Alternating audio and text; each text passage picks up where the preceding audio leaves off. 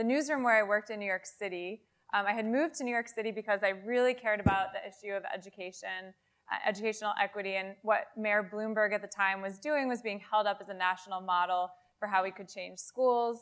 And I was in my newsroom, a print newsroom, a newspaper called the New York Sun, and I was banging my head against the wall because there's a major story that I could not convince my editors to put in the paper. So for decades, there had been this significant lawsuit about fiscal equity in New York, and there was a campaign around it, and that campaign was a big fight, so it got a lot of coverage. There were big headlines about it, and now finally the fight had ended, the settlement had been reached, and there was tens of millions of new dollars on an annual basis that were going to be pumped into the schools, and there had been designed, just like you say about accountability system, a whole new accountability system for how this money would be distributed. And I was like, we as a press covered this story, this fight, day in and day out. I could not get more than 500 words into the paper about how the money was going to be spent because it wasn't controversial. And I said, I got my first story and I said, I wrote that story yesterday. You better let me write it today because it still is a problem today because the money is not being spent in the way that it was intended. And we need to hold these people accountable. And it was kind of in that moment that the seeds of Chalkbeat were formed. This was 2008. There was about to be a big financial crisis.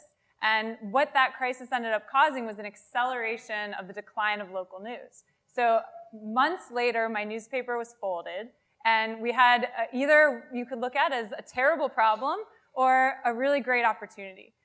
And I decided to look at it as an opportunity to say, what if we could reimagine local news about the topic that I care most about in a way that I could get that story into the paper on day 2 and day 3 and day 4.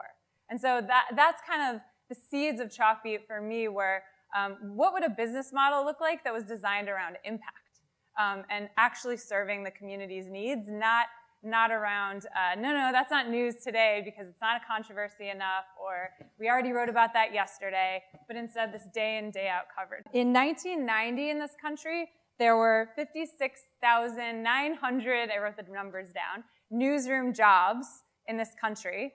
And by 2014, there were only 32,000.